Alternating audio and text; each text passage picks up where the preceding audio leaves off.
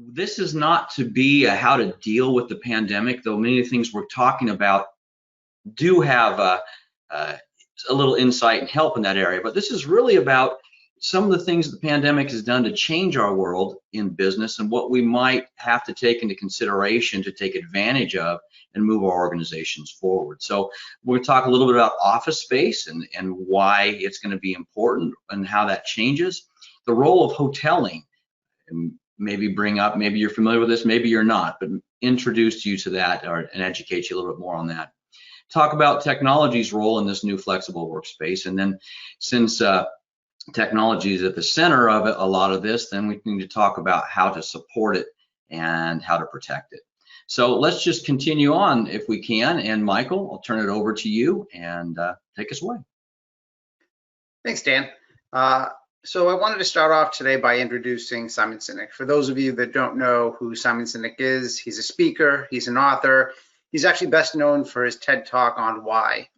It has a few views, somewhere like over 40 million or so views. During the pandemic, he's done a number of podcasts that talk about, what life is like and, will we ever get back to the office or will we work remotely? So I thought this was a great way to kick this off. So I'm actually a little nervous by so many companies saying, hey, turns out we're highly functional by not having an office. Let's just abandon the office.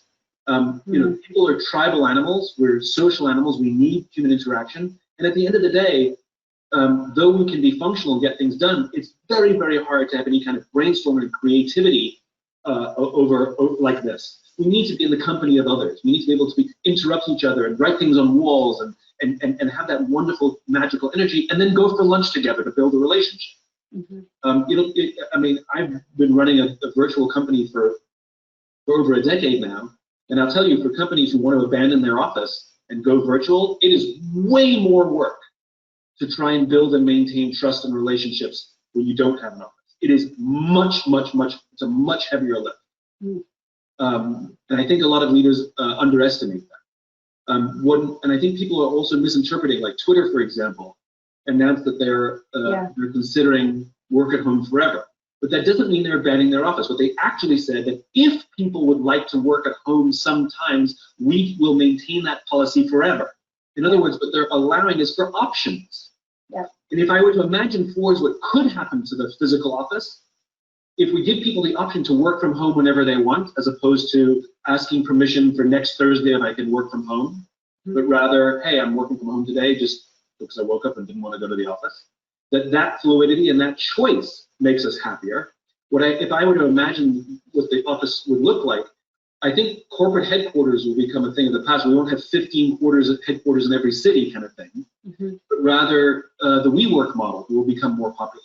We're already starting to see that large companies, Facebook, Microsoft, are buying huge memberships to organizations like WeWork. And so I could imagine a skyscraper filled with large companies that are overflow offices because it's a better way for them to maintain these open workspaces for people to come and go as they please. But I do not think it's the end of the office because human beings crave each other so much, and as we've all learned, we miss our friends and we miss our colleagues. So I thought it was a great way to kick this off. And one of the questions that has been asked over and over again is, who needs office space? And we believe that there are still many, many reasons that people are going to want to continue to have office space. We're going to cover quite a few of them today. But the thing that we do also know is that the office is going to look different than we were accustomed to. You should not think that you're going to have seats, people in the office. You're gonna have, 40 hours assigned seat in office. It's just not going to be the norm anymore. You're going to have, as Simon said, people that are going to want to be able to have that flexibility, be able to work from home or work remotely. So some of the things we want to cover during our webinar today is, will you be prepared for what that looks like when that happens? So when this is all over post-pandemic, and maybe some of you are doing some of these things today, but what we really want to cover today is, how to get you prepared, right? And we have some ideas. So the other thing I wanted to cover today is, are you missing the office, right? So there's really no right or wrong answer here. Some people really love working from home. Some people are trying to get back to the office. Some people haven't stepped foot to the office since March, and some of our clients don't plan on going back to the office until early as June. But the biggest thing here is that when you do get back, there's going to need to be some level of flexibility of working, like I said, home and remote. I have a couple of points and anecdotes that I wanted to share here. So, and questions I want to ask. So, what have you lost by working remotely, right? How has your culture been impacted? Do you remember what it was like? For those of you that haven't been in the office for quite a bit, about having that camaraderie, being next to people, grabbing the markers and going up to the whiteboard. We put a lot of time into designing our office for that type of teamwork and collaboration. So I'm sure there are people that are missing that type of thing and are seeing that impacted in that way. I'm sure when you planned your office, some of you, even hired some outside consultants to say, how do I get the most out of my office space? Like, how do I get people to be together so that we get that they can be the most effective and get the most out of it. And the other thing that we've been seeing is just relationships and how they've been impacted, right? So, we talk about why the office is still vital. It's definitely been difficult, and I'll speak, personally for us, everything being remote and being via Zoom or Microsoft Teams. We're missing that human interaction. The relationships just, although we still have great relationship with the people we work with, they're just not quite the same. And then, of course, there's other things that people are missing, right? Like the office snacks, right? The peanut butter pretzels, the coffee machine, right? There are all those things that other people are missing by not being in the office. The other thing that we're missing, and I want to share a story about it, is the interactions that we have, especially when they're not planned. It's just that unconscious, thing that happens, right? Where people just all of a sudden congregate, they get together, they start talking about things, they're coming up with creative solutions, they're building relationships. And I have a great story about us when we had an event. So pre-COVID, of course, we had put out a challenge in our office to achieve specific outcomes and goals as an organization. And we rewarded everybody by taking everybody up to the White Mountains to do ziplining. And we didn't think of it anything else other than, hey, let's get everybody together. We're going to go have a good time. But what happened while we were there was actually transformative, right? It wasn't meant to be, a team building exercise, right? It was just meant for all of us to get together and have a good time. But the outcomes of that were amazing. We had somebody there that had never seen the mountains before. We had somebody there that was afraid of heights, of all things. Let's go to the mountains and go ziplining, somebody that was afraid of heights. And when you had all these people together and challenging each other and supporting each other, the teamwork that was built, the relationships that were built, when we got back to the office, I mean, you could see it in just how everybody just, had that level of relationship take a step up, how they worked together. It was pretty amazing. So those are the things that I think about when I realize how long we've been out of the office, and I realize that there are just things that we can't even quantify as to the things that we're missing. So this is why from listening to Simon and just seeing our own experiences, why we believe that offices are still vital.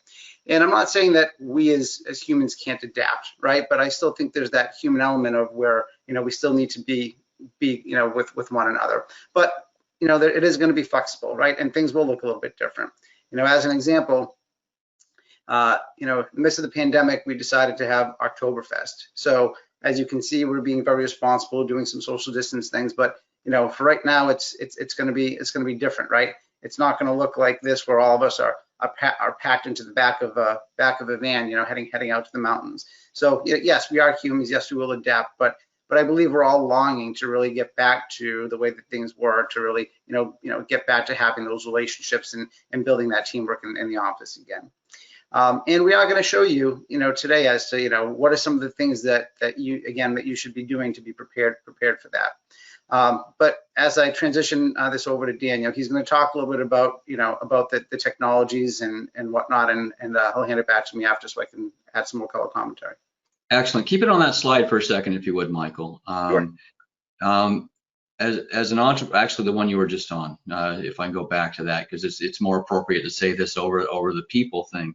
I'm an entrepreneur by heart. I like to work by myself. I like to have time and free from distractions. But there's some magic that happens at that point. But the magic when you get people together is and that synergy is so critical to have. And I can feel in our company, even though there's a lot of great respect and friendships and love between the people, if you don't get that chance to rub elbows, that stuff slowly diminishes, and it's crucial to have. Let's go ahead and move on if we can. And I want to talk about some of the technology, and then part of that deliberate that opportunity you have as a leader to turn some of these opportunities into advantages versus disadvantages. I'm going to start out with just this slide. McKinsey did a survey, and they, constantly taking information in to be able to create interest and points to share with other leaders. And let me just share this. This is really the things I want to draw to are the big 85 and the 67 that are on here. And that is that the acceleration and the adoption of technology and how fast we are doing this. Microsoft said that we've kind of taken a 2-year chunk of progress in a 2 months time frame. We've been forced into this because of the pandemic to operate in a more technology dependent situation. Robots have been deployed in more warehouses to make them more resilient and not have problems with human issues, if you will, or illnesses that can take place. IBM has had a huge surge in requests to use the Watson artificial intelligence to automate, makes things more efficient. One of the stats that blew me away, because I thought they were already completely cloud companies, but companies like Amazon and Alibaba have made even larger investments in cloud technologies. And sometimes as a small, medium-sized business, you kind of feel like, hey, we're being left out. That's what the big fish do. But we have a chance to implement automation and some tools that benefit us. I know I personally sometimes when I think of automation, I think of the big thing, like end to end, how a machine goes from one side to the other, and somehow I leave myself out of that opportunity. Automation does not need to be a complete end-to-end process. Automation can be just taking a look at some of the things you do in your business, how a document is routed, how you process something, how you gather information. And if you can take a few of those steps and embrace on just, look, if I can cut down 2 or 3 things, those are things that add up in your company. And those can be big, innovative processes for your business. So if you have that same, I guess, mistake that I do of thinking of automation as this big thing, really, when you automate implementing, pulling in a couple data points or looking something up or a report that gets sent, those are automations that can be implemented in small and mid-sized business without a lot of heavy lifting that actually can have big impact. And if your mindset switches to this, there's a lot you can gain from this. Now let's move on to hoteling, if I can, and explaining the concept of hoteling. Hotel is a place where you can essentially live, but it's not been personalized to you. It has the basics, the essentials you need to sleep, to hygiene, the different things you need, but no one lives there long term for the most part. It just enables what they need. Well, office space can be designed, and Simon Sinek was saying the WeWork places, that's kind of what this is. We move to our next slide here, and I can show you the NENS hoteling concept that we've had for a few years here now. And this is what we have in our office. There's a combination. There's some people that have dedicated spaces, but there's a lot of spaces where they are transient in nature. And we have designed this space to be effective and efficient to enhance your experience should you need to work this. Let's zoom in on one of these cubes now, and you can kind of see all the components we have to make this work. And I'll go in detail here, but this is the generic NENS cube. You can see it has a keyboard and a mouse. It has a phone. It has the monitors you need to be effective, so we're not forcing you to work off of a little laptop. but all the core things you need to snap in. Now, there's some things that enable this to work seamlessly, and we'll talk about standards and how they help you, but these are some of the components that you should consider. So the first thing let's go deeper into is the personal space of this. And that's the next unit, the slide I have is that's our rolling file cabinet. That's that orange seated thing here.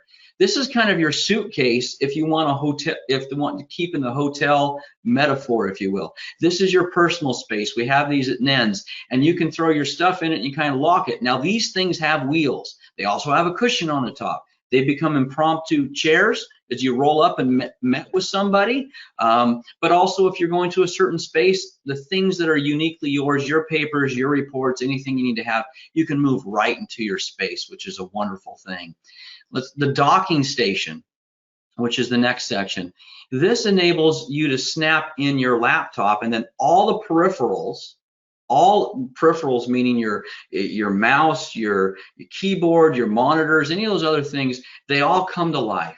So you're not being banished and punished to use a small little screen. You actually now have the full desktop experience to get your work done. No matter which one you plug into, you get all the screens, all the stuff you need. Another key part of that is then finding you via the phone. And our phone system, currently, we have a system that enables you to log in at any one of these stations, and it now becomes your extension. It follows you. We have people at home that through VPNs have their phone extension and at home. So it's easy to get down and work. Everything you need is right there. Your phone system's right there. You're used to have access to everything. Now this is, for many years, we've been talking about unified messaging, but systems like Teams software has phone capability into it. And Michael, UCAS, why don't you share us a little bit about UCAS and what that is and how that helps a company be a little bit more dynamic and mobile? Yeah, absolutely. I mean, the funny thing about that, Dan, is, as you know, is at 11:30 today, in the midst of this call, we're actually going to be flipping over to a full UCAS system, including dialing. So UCAS actually stands for Unified Communication as a Service. Those things entail chat, group messaging, collaboration, video conferencing, video chat, telephone, and it's putting it all into one platform. One of the great things about the platform is how flexible it is. As I mentioned, I definitely want to get back to the office, but I don't want to be 100% reliant on the office. So by moving over to this UCAS system, I can be anywhere in the world. I don't need a VPN. I just need some type of device. It can be a full computer, a Windows machine or a Mac. It could be an iPad. It could even just be my cell phone, be it an Android or an iPhone. And you have the apps living on the phones, you have the apps living on the computer, and no matter where you are in the world, as long as you have an internet connection, you have connection to your people, to your clients, and it just pulls it all into one unified system, and it's super flexible. It's a phenomenal tool set. You're right. In sharing the slide, some people have the older systems. We're about to transition ourselves to the newer, and I appreciate you sharing that. So setting up or thinking about how your people are going to come work and have access and be comfortable is a critical thing to do. Another part of that is then switching or making sure that you're leveraging some part of hosted services. And that, in the old world, we had terminal servers and dial-in so people could get to their work remotely. That's now moved out to more cloud-based technologies, and there's different categories of tools. There's collaborative software like Microsoft Teams, SharePoint, Flock, Trello, different tools like that that enable you to collaborate, work together, whiteboard experiences, those type of things. There's video conferencing, just like the tool we're kind of using here. Now this is a webinar, but you've got Zoom, you've got GoToMeeting, you've got Teams, those type of things. Virtual servers, a lot of companies don't have the big boxes in their offices anymore. The boxes are out in the cloud, so you're using Microsoft Azure or AWS. Sometimes you don't even use a file server. You're using just a file structure. So you're hosting your files in OneDrive, Box, SharePoint, those type of things. And then obviously the applications, the software as a service, we're aware of the Salesforces, the different applications you use. But I bring those up is you need to think about those tools that you need, that your people need to be effective and efficient, and they need to work in all places for your teams. Now, standards matter, and some companies bristle at this, but the more you embrace a uniform technology and components of that, the more you gain benefits. So the first part is compatibility, right? We're not guessing what works with what, because we know, we've tested it. There's nothing worse, and I don't know what type of, how you relate to it, but I've had good cars and bad cars in my life. And I've had cars that was a lottery that when I tried to turn the thing on, it didn't start, or I didn't know it was going to start. I can tell you that was a horrible feeling, wondering if I was going to be impeded that day by my car. Technology can be the same thing. And some employees and some businesses, they don't have the trust in their tools, and they wonder today what problems I'm going to have, or wow, that problem's back again. So having compatibility, having clarity on how things are going to work is just a wonderful thing to enable you to focus on your job instead of the problem. It's easier to support if everything's the same, if everything's unified.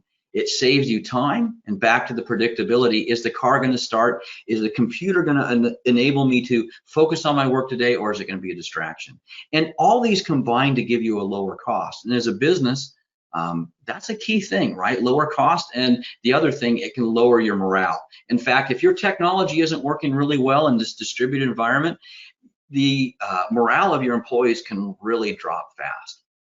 So those are some of the components to talk about that I would encourage you to look at to standardize, to create these work environments, whether it be home. Now we have docks at home as well. Our employees are able to just plug in at home with their laptop, plug in at work. We made a decision actually a few years back that even the people that had dedicated offices, we weren't going to give them workstations. We were going to give them laptops in case they needed to do this. And it was a little prophetic, because now everybody is working remotely, and even those people that had dedicated office positions are being able to work effectively where they're at. So let's just talk. It's kind of silly. I feel this next slide is kind of obvious, where it says, why is technology vital? I think we all know that technology is vital, but what I want to do is shift that approach for you to help you look at this a little differently. Michael mentioned that some people had paid potentially consultants to come in and make your office space more effective.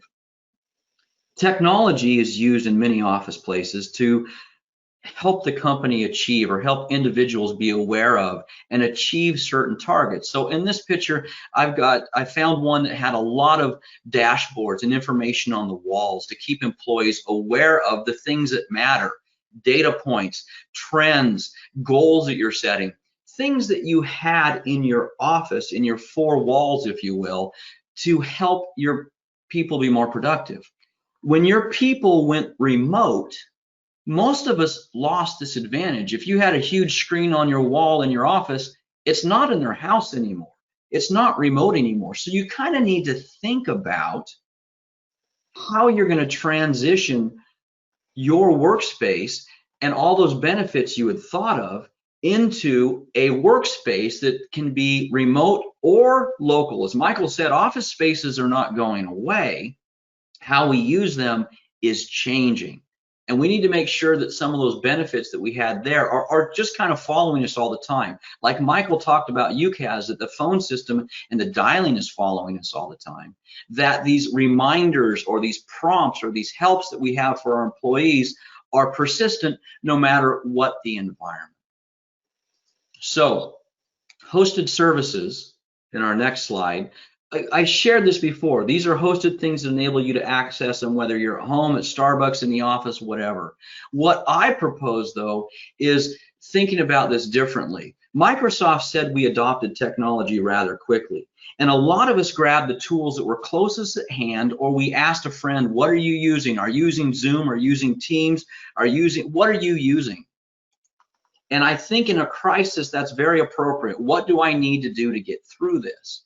But now that we're coming, or we can see that this has changed and we're hopefully at some point coming out of this crisis, we need to deliberately look at these tools and decide, hey, what do I want? What do I need? How is this supposed to work? And then start evaluating the tools that are best going to work for you. Just because you grabbed a tool in this crisis to get through this crisis doesn't mean that that's the tool that you should stay with going forward.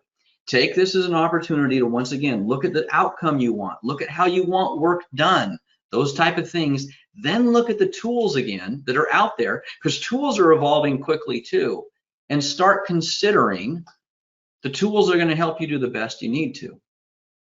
Now, the second part of this is not just tools, but deliberate management. Management has changed. When you and I are together, or a group of people together, there's a dynamic there. And many of us had companies that had things that were happening because of tradition or physical presence.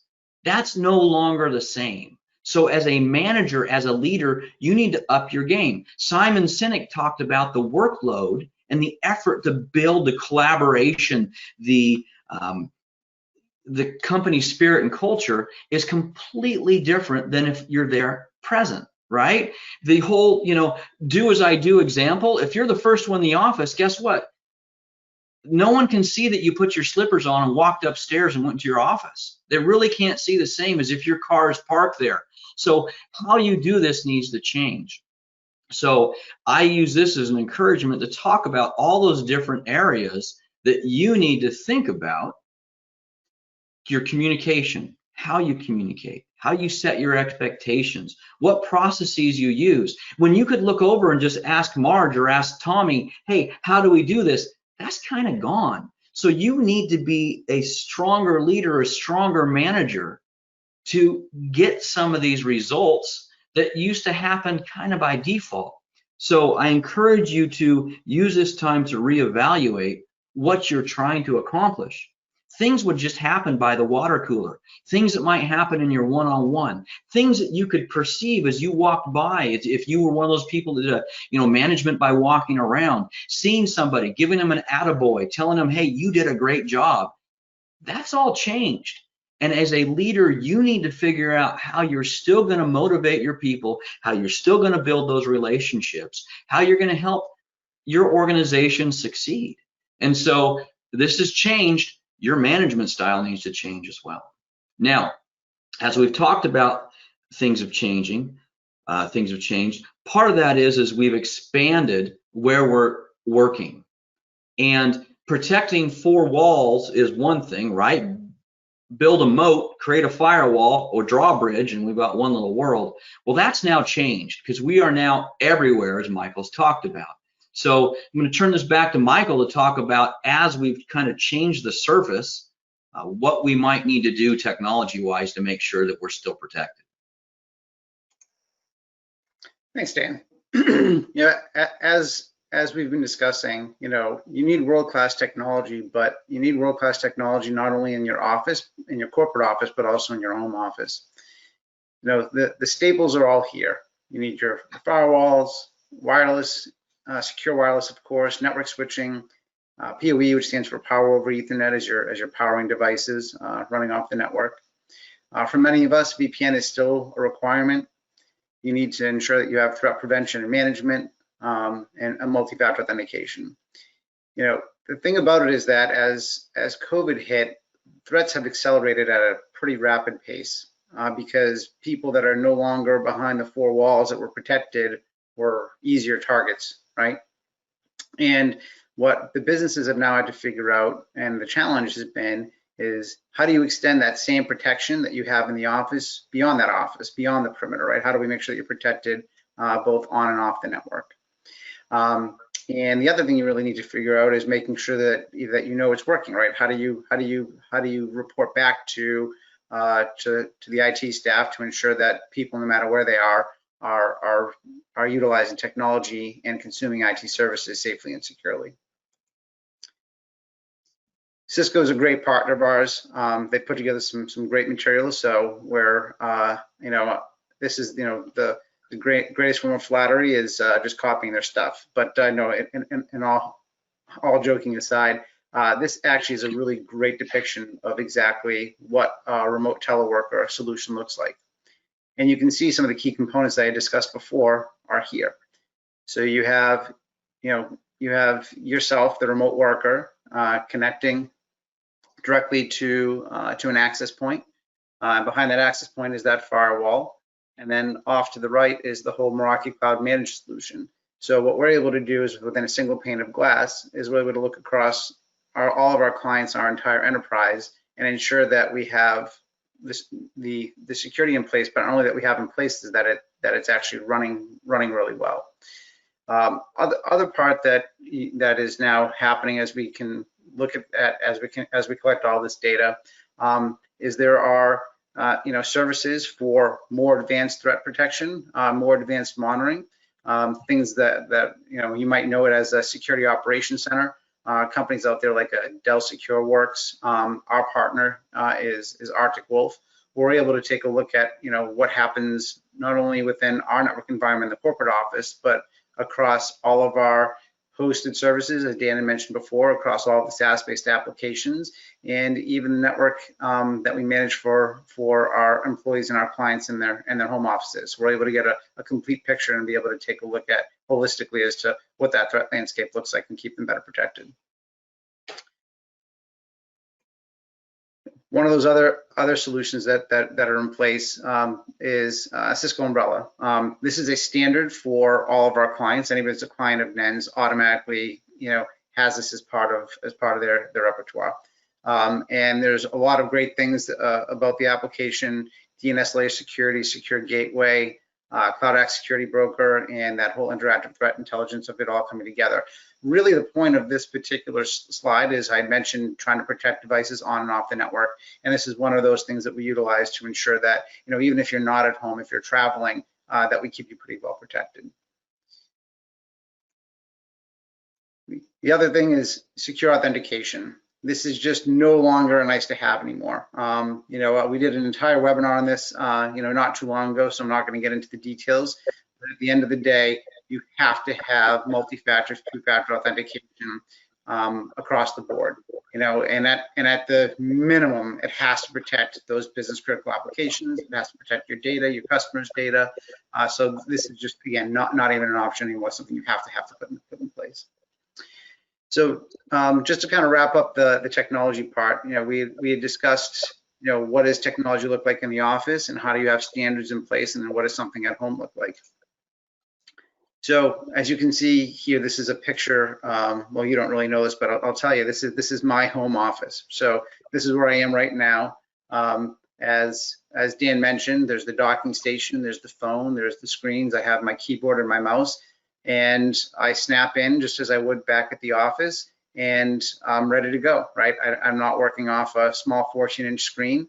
I plug and play. And the other beautiful thing about technology is that, at the office, if you remember, there were 3 screens in our standard. At home, I have 2, and the docking station and the computer is smart enough to recognize that. So again, it's just a seamless transition from, working in the corporate office to working in the home office with all the pieces and parts that are needed. So, to kind of wrap this up before we get into questions and answers, is you need to be thoughtful as we're continuing on here, and as hopefully we're getting close to seeing an end to this, and we're going to be inviting people back to the offices. Is what does that really look like?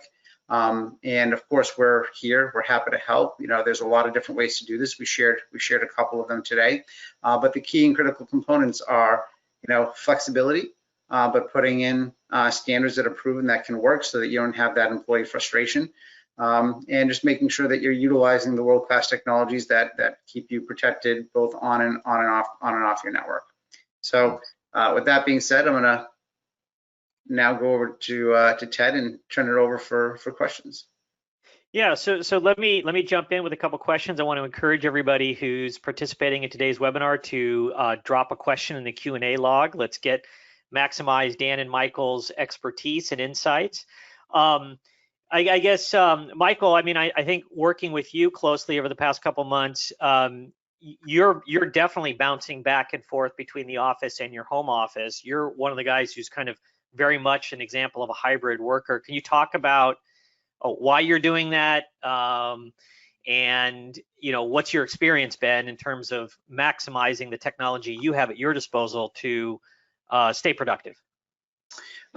Yes. So as you saw, Ted, with the picture of my home office, is I have to do a lot of video chats. I have to do a lot of a lot of collaboration. So there's a couple of other things that I have in my tool bag, if you will, right? So when I'm at the office, I have, actually, I can actually show people what this looks like, right? So I have, a small little light here that I carry with me, both, it's in my bag. I also have it in my office.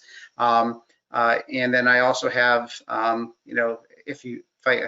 could go back to the picture, but there was a hockey puck that was in the picture. That's a speaker and microphone. So to be able to transition back and forth between the offices, there's a couple of tools that I have in the bag for that to happen. But the biggest thing for me is just making sure that those standards are in place, right? Is having the docking station and having the phone and everything else I could just plug into.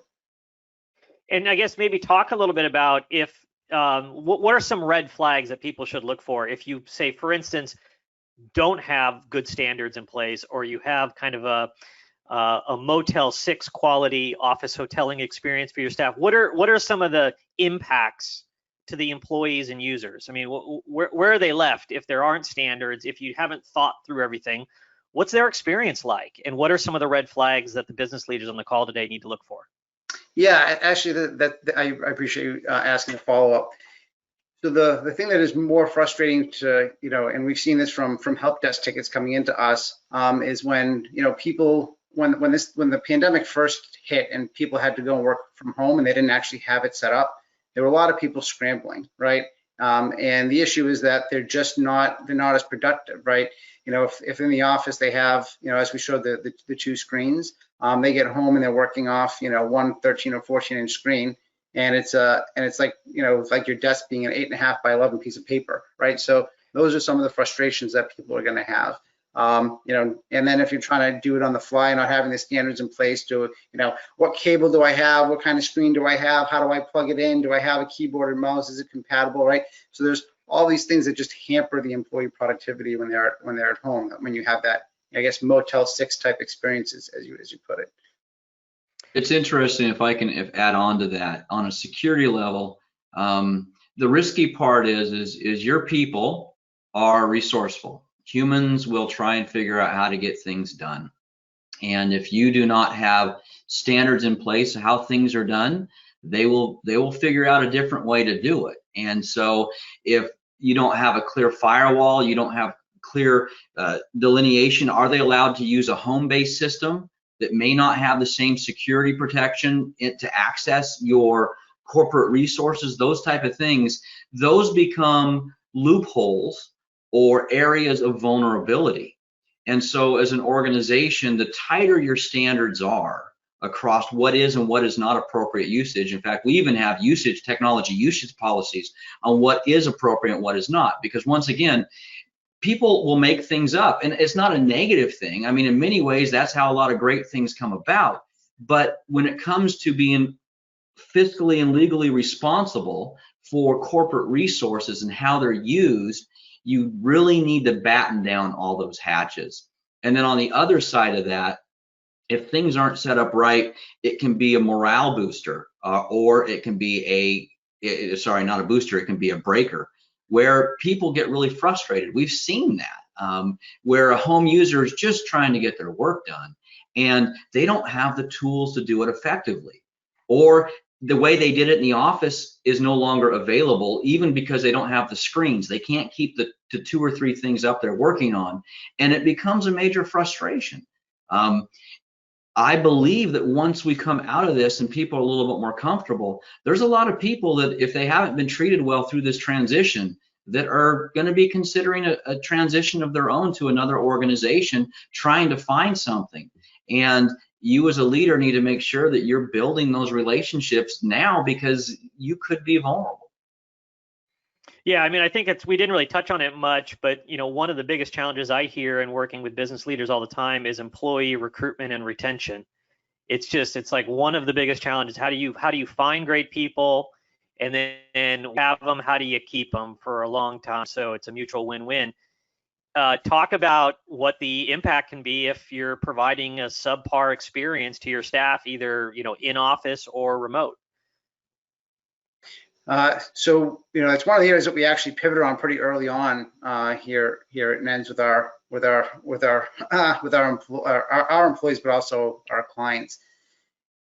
The clients, for us, it was really easy when we were part of the onboarding process before. We'd show up on site, a week or two before. We had pre-built, their entire, workstation, exactly how it was supposed to be, with the checklist and so forth.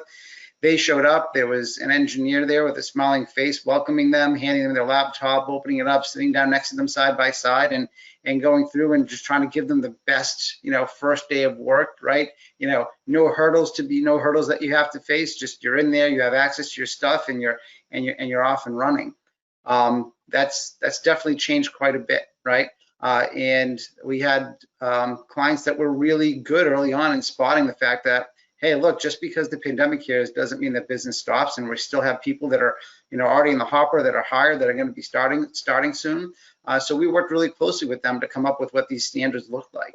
And we also worked really closely with them to adapt the onboarding process and that user experience.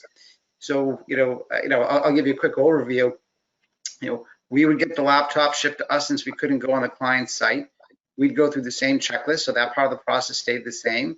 We boxed it up nice and pretty with a cute note, put it in the box, sent it off to the new employee, had a Zoom call scheduled with them for their first day of work.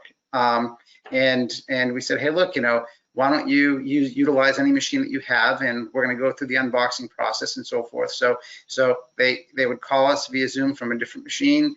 They'd unbox the workstation, and then we'd sit down with them, virtually holding their hand side by side, and getting things set up.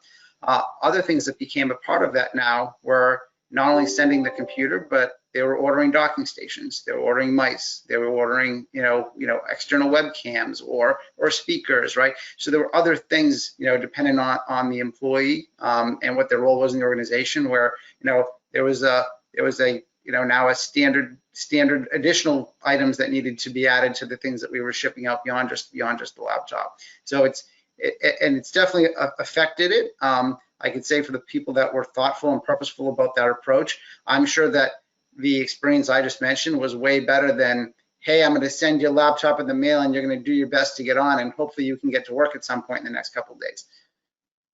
Yeah, I mean, I think the beauty is if we think about the human being behind the technology, we realize we can deliver a white glove experience, whether we're sitting there side by side with somebody or side by side sitting with them virtually over a Zoom. It's really getting to the heart of making sure people are happy and productive and feel taken care of through that whole process. Ted, let me pivot a little bit on that too. And Michael kind of talked about the hand-holding process when you bring a new person on.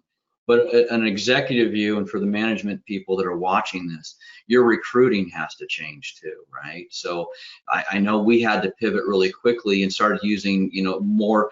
The first calls used to be just phone calls, and then we do the in-person stuff. And we moved up the video conferencing and those interactions with prospective employees to the front of the list, and made a conscious decision on how we were going to change our recruiting processes to embrace the technology and embrace the change that needed to be there. Because once again, back to the human element, Ted, is you're trying to attract talent, you're trying to attract the best people, and that's changed. We're not rubbing elbows, so to speak, we're digitally doing it.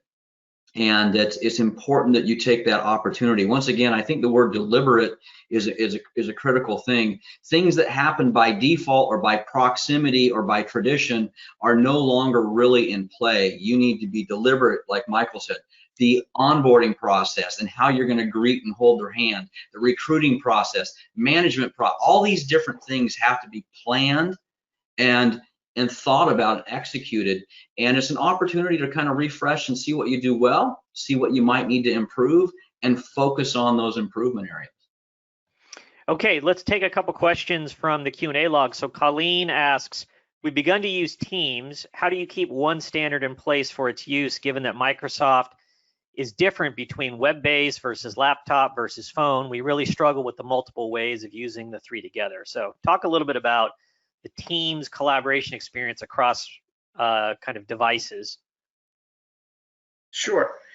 So maybe a tough question. It is a tough question. So I'm hoping I interpreted properly, right? So Teams can be accessed from what I understand, from the way I understand the question, in multiple ways, right? So you can access it, via the web. So you can go to portal.office.com and you can click on the Teams app and Teams comes up and you have access to everything that's in there, from your chat sessions to your channels to do video conferencing, files within there.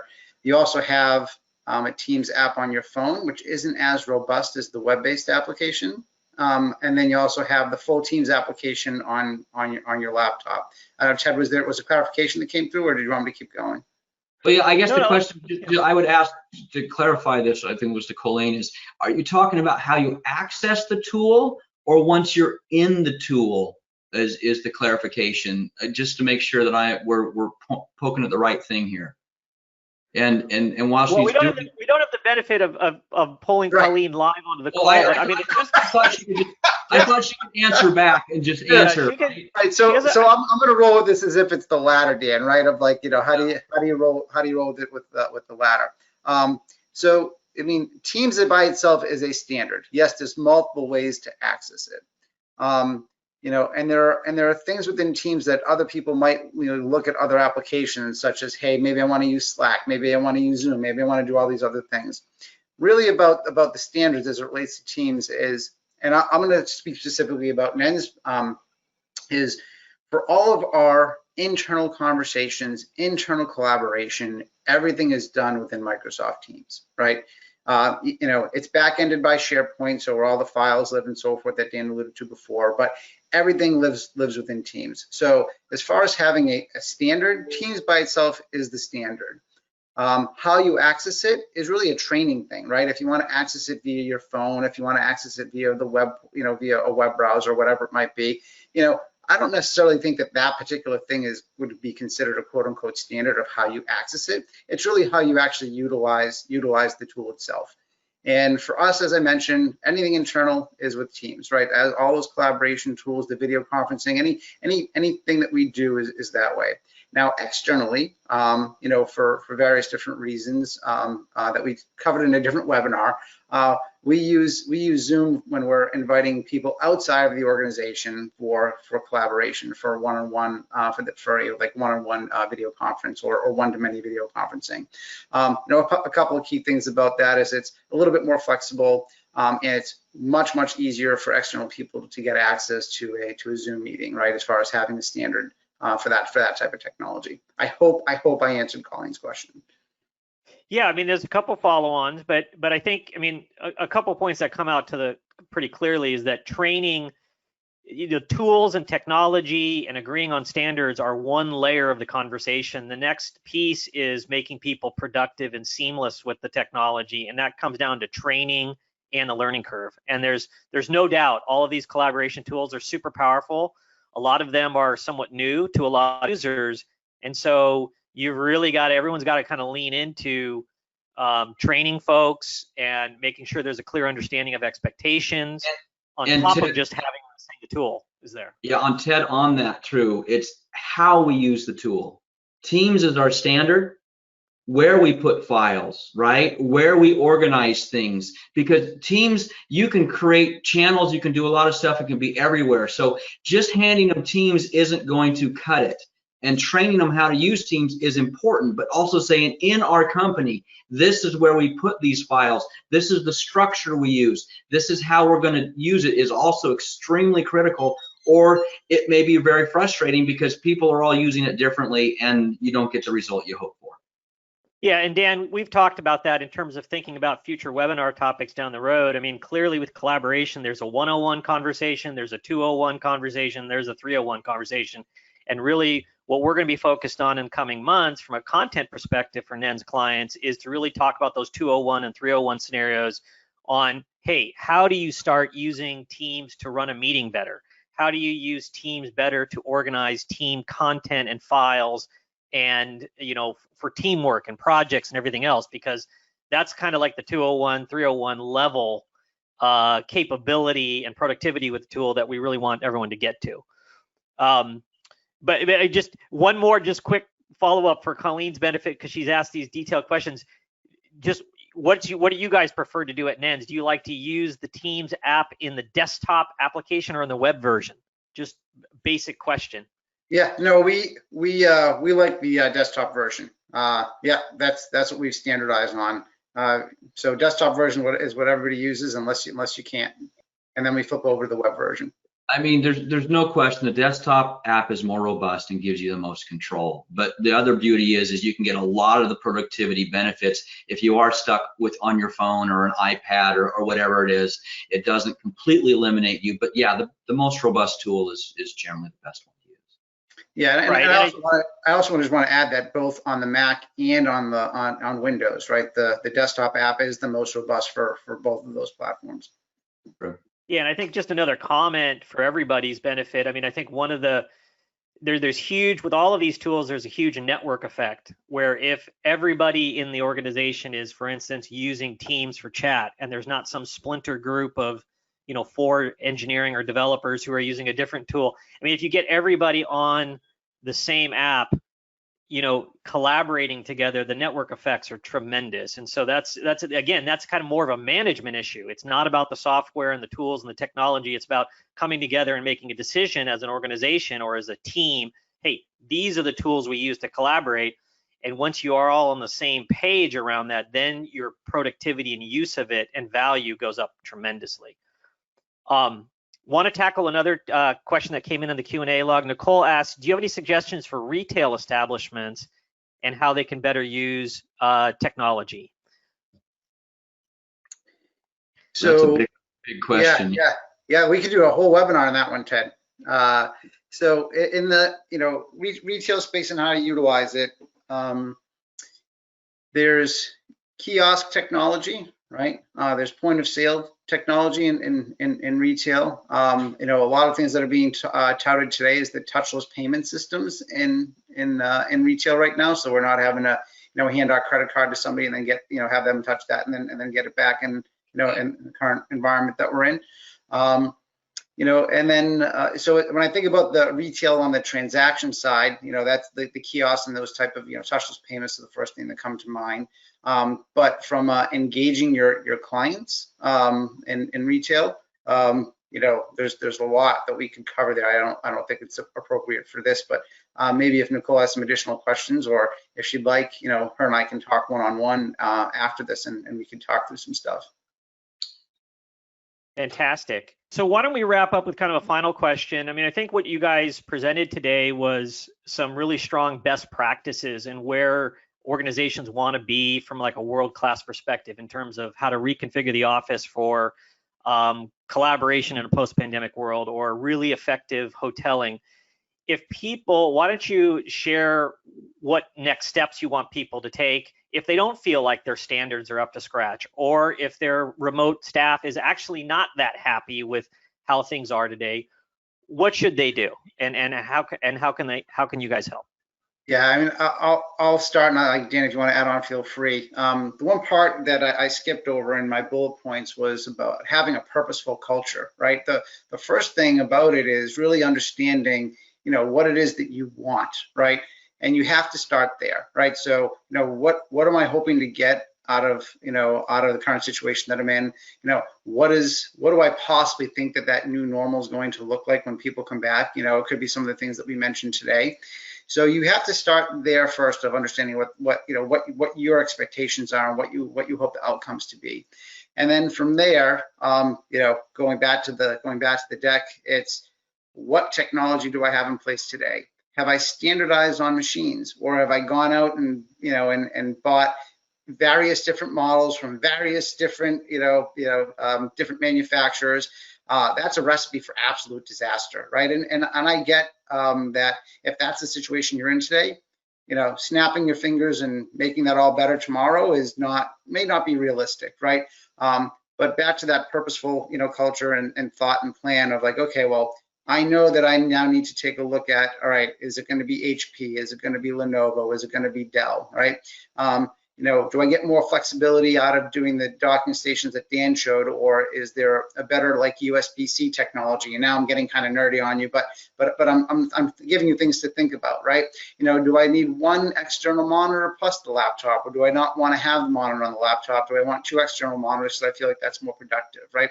So you have to just be purposeful in thinking through what is it that you want out of your organization, and what is going to make your people most productive, and then we can start digging into what those standards are going to look like. I don't know, Dan, if you wanted to add anything more to that. I think you're spot on I think being deliberate and understanding what you want to accomplish is critical. It's really hard to hit a target if you haven't defined the target. We've all heard that many times. I think the other part of this though is now the communication to your people. Michael talked about being deliberate about what you want to create. Now you need to figure out where you're at. And if it's standards and computers, that's kind of easy to do. You can see we have a hodgepodge, or we have a standard, and now we need to start moving towards whatever. But talking to your people, how, what's hard, what's easy, what could be improved. Get the group together. How are you doing this, Tom? Sarah, tell us how, get that insight on how people are solving the problem, and then maybe make it a standard, roll it across. But so, as Michael said, create the vision, create the target, what you're hitting at. The second part, interview, ask, learn where you're at, and create a plan to bridge that gap to make things better. Okay, great advice to round us out. We're out of time. Thanks for everybody for joining us, for your questions, for your attention. Hopefully you learned a couple of key insights to help you manage and grow your business and make your people more productive and happy in this kind of crazy time we're living through. We look forward to having you join us on a future NENS webinar. We're doing these monthly, so please keep an eye out for an invitation. And thank you to Dan and Michael for sharing your expertise and insights today with everybody on the line. Thanks a lot, everybody, and have a great day. Take care now. Thanks, Ed. Thanks. Bye-bye.